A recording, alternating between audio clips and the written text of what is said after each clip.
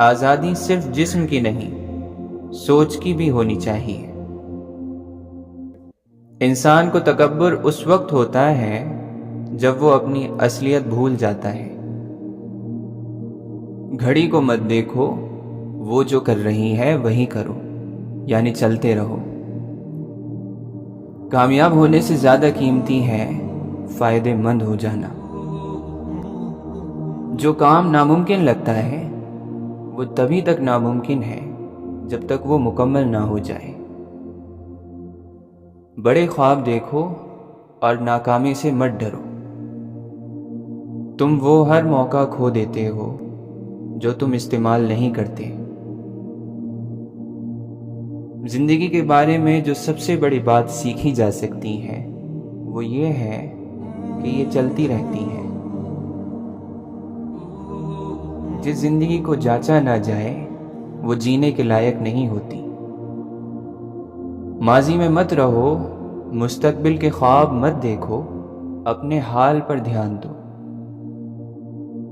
زندگی وہ ہوتی ہے جو ہو جاتی ہے اس وقت جب ہم دوسرے منصوبہ بندیوں میں گھرے ہوتے ہیں۔ خود بنو کیونکہ باقی سب پہلے سے موجود ہیں۔ اصل علم یہ ہے کہ تم کچھ نہیں جانتے۔ تمہارا ذہن سب کچھ ہے، تم جو سوچتے ہو وہی بن جاتے ہو۔ غور و فکر نہ کی گئی زندگی ہی نہیں ہے۔ خوشی تیار ملنے والی چیز نہیں، یہ تمہارے عمل کا نتیجہ ہے۔ جو انسان ہماری نگاہ میں کانٹا بن کر کھٹکتا ہے وہ بھی کسی کی آنکھوں کا تارا ہے۔ عقیدتوں اور محبتوں کا فرق بھی مقدر کے فرق کی طرح انسان کے ساتھ پیدا ہوتا ہے، اس میں کوئی الجھاؤ نہیں۔ جب اللہ تعالیٰ تم میں سے کسی کو کوئی اچھی چیز دے تو وہ اپنے اور اپنے گھر والوں سے شروعات کرے۔ بے شک زندگی کی ساری بلندیاں رب کے سامنے جھکنے سے ملتی ہیں۔ ایک آدمی نے کسی بزرگ سے پوچھا، میرا اللہ اس وقت کیوں نہیں سنتا جب میں مانگتا ہوں؟ بزرگ نے مسکرا کر کہا، وہ تیرے گناہوں کی سزا بھی اس وقت نہیں دیتا جب تو گناہ کرتا ہے۔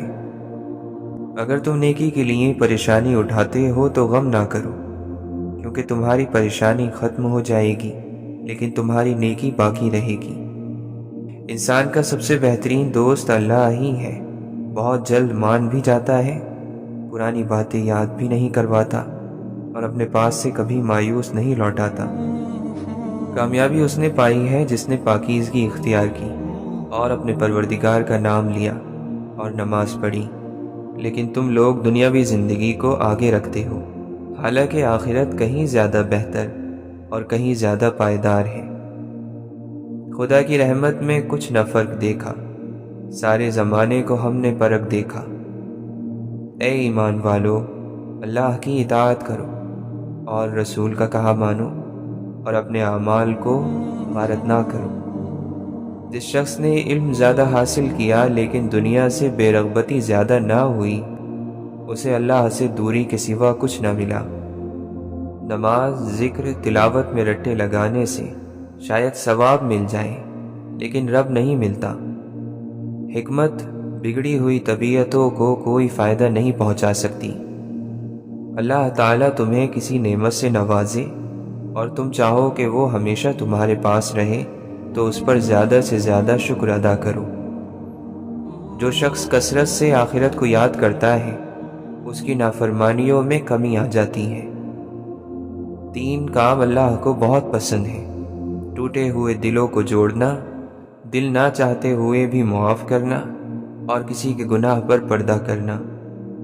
کھونے کے بعد ہی پتہ چلتا ہے کہ کتنا قیمتی تھا جو چلا گیا، چاہے وہ وقت ہو، انسان ہو یا کوئی رشتہ۔ برائی سوئی کی طرح داخل ہوتی ہے اور ایک بڑے اور عظیم درخت کی طرح پھیل جاتی ہے۔ بچے خوشیاں بانٹنے والی مخلوق ہیں۔ دل جیتنے کے فن پر اگر دسترس نہ ہو، دکھتی رگوں کو چھیڑنا دانشوری نہیں۔ اگر ہم نیکی کا راستہ اپنانا چاہتے ہیں تو ہمیں رمضان کے مہینے میں خاص طور پر اس بات کا خیال رکھنا ہوگا کہ ہماری زبان اور ہاتھ سے دوسرے لوگ محفوظ رہیں۔ عقل مند انسان کبھی بیٹھ کر اپنی پریشانی کا رونا نہیں روتا، بلکہ خوشی خوشی اس کو ٹھیک کرنے کی کوشش کرتا ہے۔ اپنی زبان سے نکلے الفاظ کی ذمہ داری تو ہم لے سکتے ہیں، لیکن سمجھنے والے کی سوچ کی ذمہ داری کسی طور پر نہیں لی جا سکتی۔ کالی اینک لگا کر دنیا کو کالا کہنا کچھ لوگوں کی تربیت میں شامل ہوتا ہے۔ رومی کہتے ہیں، جب زندگی میں تنہا ہو جاؤ تو جان لو کہ تمہارا رب تمہارے ساتھ وقت گزارنا چاہتا ہے، اور اسی لیے اس نے سب کو تم سے دور کر دیا۔ دیکھو، شیطان نے کوئی شراب نہیں پی ہوئی تھی، پھر وہ کس لیے مست تھا؟ وہ صرف غرور، تکبر اور انکار سے مست تھا۔ اتنا کہہ دینا کافی نہیں ہوتا کہ میں تمہارا بھائی ہوں، یہ بھی بتایا کریں کہ